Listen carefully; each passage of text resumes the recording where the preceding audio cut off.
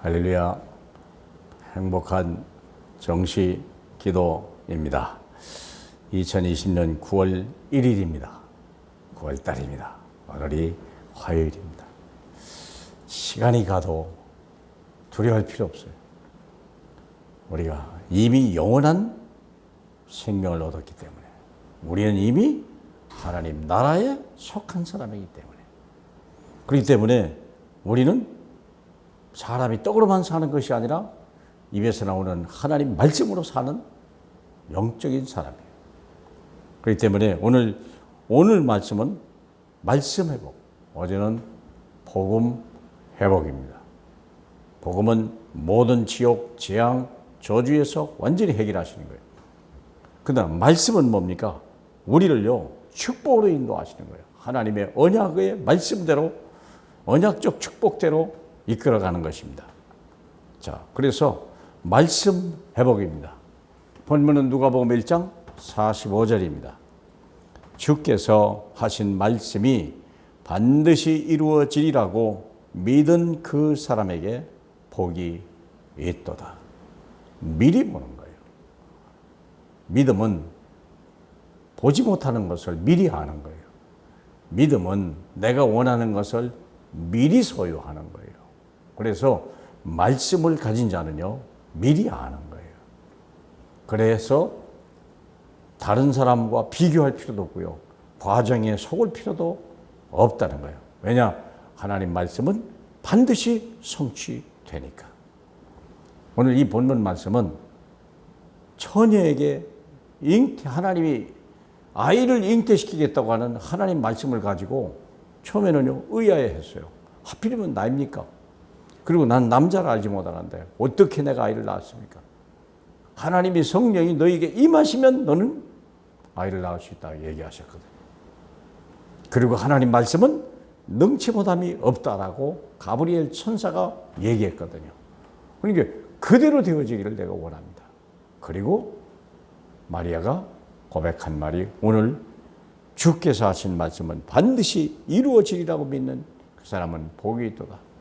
그대로 믿고 순종하고 헌신했는데요, 만대의 그 여인의 이름을 잊어버린 사람이 없어요. 그를 부러워하지 않는 사람이 없어요. 그게 오늘 우리의 중요한 주신 축복입니다. 자, 그러려면 뭐가 되냐? 생각이 바뀌어야 돼요. 우리는 불신앙의 생각, 미래에 대한 불확실, 미래에 대한 불확실. 일이 하면서도 이게 잘 될지 안 될지 얼마나 불안한지. 근데 우리는 말씀을 먼저 가지면요 딱 달라지는 거예요. 내가 하려는 것을 아브라함에게 숨기겠느냐? 하나님은 일을 하시기 전에 반드시 택한 백성에게 미리 얘기해 주시는 거예요. 미리 얘기합니다. 창세기 26장 1절에 보면요, 흉년이 앞으로 올 텐데 절대 이 가나안 땅을 떠나지 마라. 미리 알려준 거예요. 그대로 흉년이 왔어요. 이삭은요 흔들리질 않았어요. 왜요? 말씀을 가지고 있기 때문에. 그래서 사람이 떡으로만 사는 것이 아니라 하나님의 입에서 나오는 말씀으로 사는 게 사람이에요. 사람은 미리 아는 거거든요. 그래야 만물을 지배하죠. 디모데후서 3장 14절 17절에 보니까 하나님의 말씀이 얼마나 능력이 있냐, 온전한 말씀이라고 그랬어요. 너는 배우고 확실한 일에 거하라. 배우고 확실한 일에 거하라. 너는 네가 누구에게 배운 것을 알며 어려서부터 성경을 알았나니 성경은 너희 너로 하여금 그리스도 예수 안에 있는 믿음으로 말미암아 구원에 이르는 지혜가 있다. 절대 멸망하지 않나. 미리 아는 거예요. 절대 죽을 수 없는 사람이라는 것을 미리 아는 거죠. 모든 성경은 하나님의 감동으로 된 것으로 교훈과 책망과 바르게 함과 의로 교육하기에 유익하다 그랬어요. 그래서 세상을 미리 아는 거예요. 아브라함이 어릴 때 자기 엄마로부터 이 성경 교육을 받은 거예요. 그렇기 때문에 무엇을 해야 될 줄 알았어요. 그리고 자기 하는 일이 아무리 어렵고 실패하고 자기가 부족해도 하나님은 그 말을 이룰 것이라는 걸 알았고 마침내 노예 해방이 됐고요. 그는 미국의 유명한 대통령이 된 거죠.